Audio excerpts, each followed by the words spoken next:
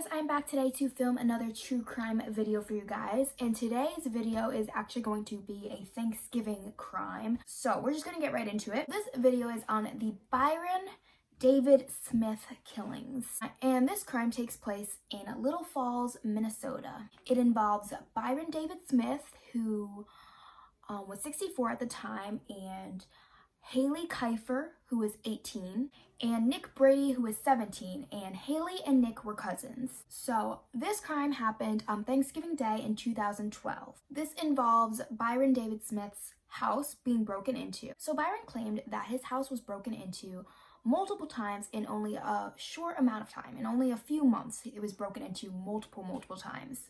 But apparently he only reported one burglary to the cops, and investigators only found evidence of 2 break-ins previously. One of these break-ins was a robbery in his garage, and apparently Byron didn't even know about this crime. He wasn't even aware of it when the cops came to him and told him about it.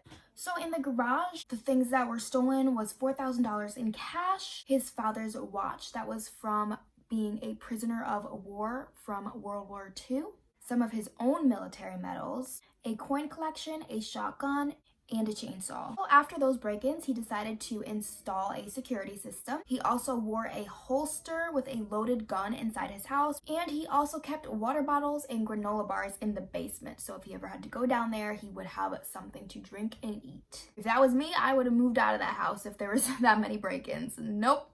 I'm sorry if the camera moved a little bit. I had to go help my mom with something.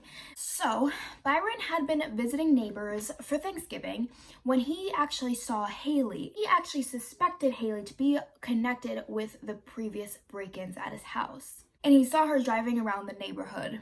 So then Byron proceeded to say he was going to get ready for her, and he left to go back to his house.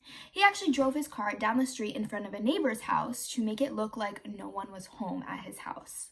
When he came back to his house, he actually turned on a recording device. He took the light bulb out near the chair he was going to be sitting at, and he just sat down in the basement next to his gun with a magazine, water, and granola bars, and he waited for the break-in.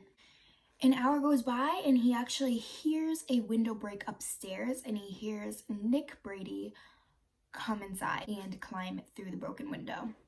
The audio actually picked up on all of this sound. Byron was quiet and waited downstairs until Nick came downstairs when he was faced with Byron. Byron shot Nick 2 times on the stairs, and he fell down the stairs, and then proceeded to shoot him in the head.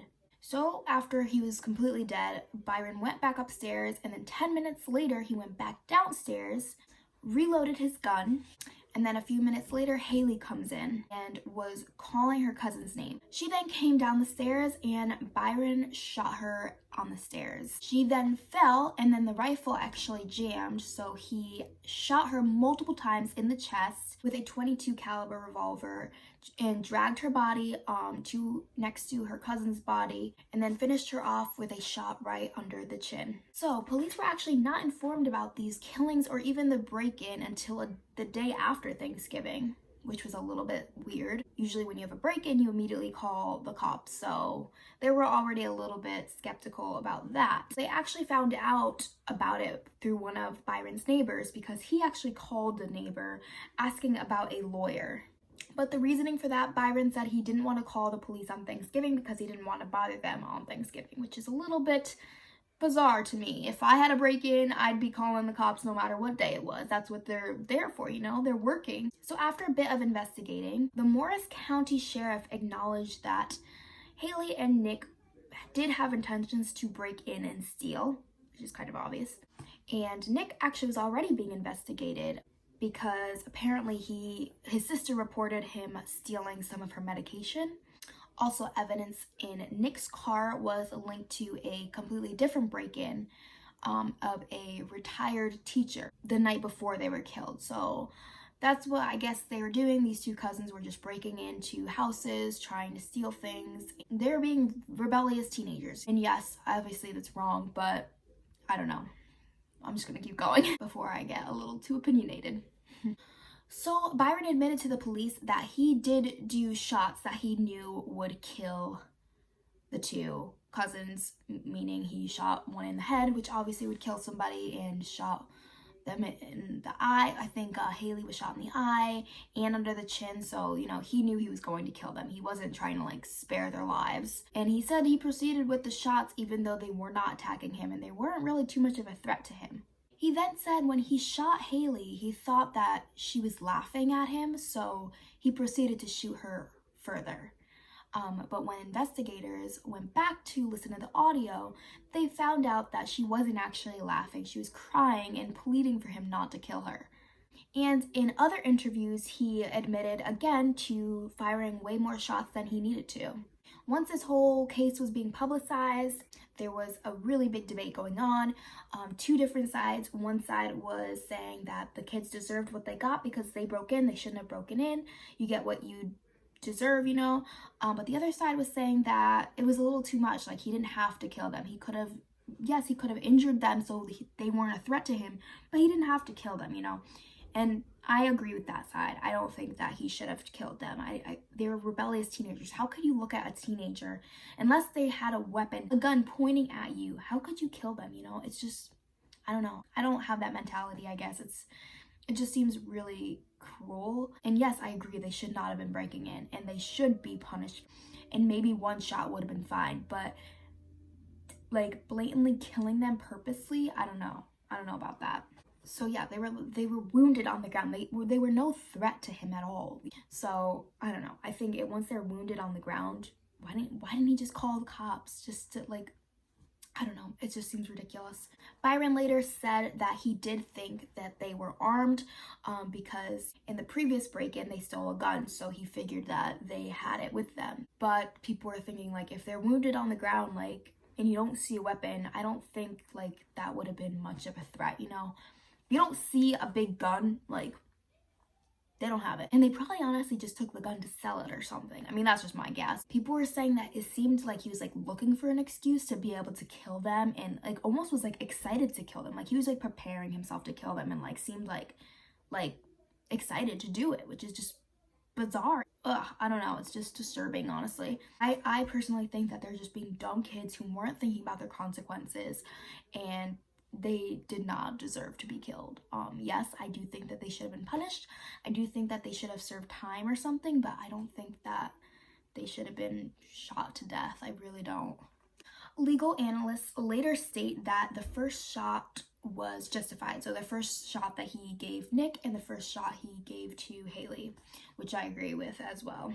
As long as they weren't to like the chest or the head, like they could have easily survived that, you know. It was justified under the Minnesota law, but it was stated that the other shots were not justified because they were not a threat to him at that time. Police were saying that this whole case did not fall in the category of self-defense because just too much was being done to them. Like, it was unnecessary. They also thought it was kind of strange that he recorded the entire thing. That actually bit him in the ass later on because they used that as evidence against him. But before the break-in happened and before everything else was recorded during the break-in, they actually heard Byron say, "In your left eye, and I realize I don't have an appointment, but I'd like to speak to a lawyer or see a lawyer." And prosecutors noted that Haley was shot in the left eye. So the prosecutors believed that those two statements that they heard on that audio was him rehearsing what he was going to say afterwards, which is really bizarre. So the recordings were proof that he planned the killings and he planned the whole thing. So that actually really worked against him, you know. So all of the recordings, all of the evidence, and all of the shots caused him to be charged with second-degree murder.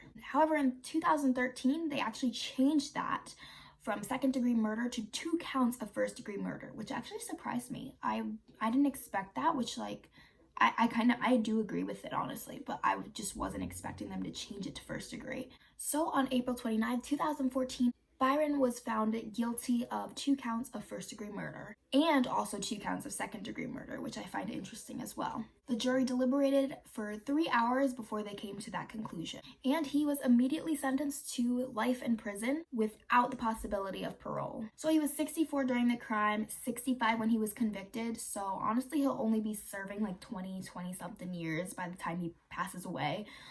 But yeah, he was sentenced to life. the jury actually stated that what convinced them the most was those audio tapes. So it was honestly his fault that he was convicted, because if he didn't record it, they might not have even convicted him at all. So that concludes this case.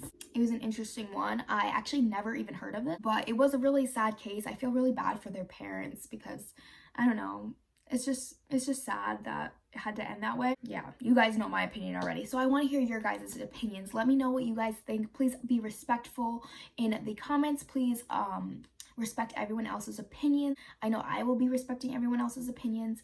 That's always really important to me because everyone can voice their opinions. So let me know what you guys think. I'm really interested in your guys' opinions. And yeah, so I will also let me know any other cases you guys want to see, and I will get those up for you. So yes, please subscribe and follow me on social media. All my links will be in the description box, and I will see you guys in the next video.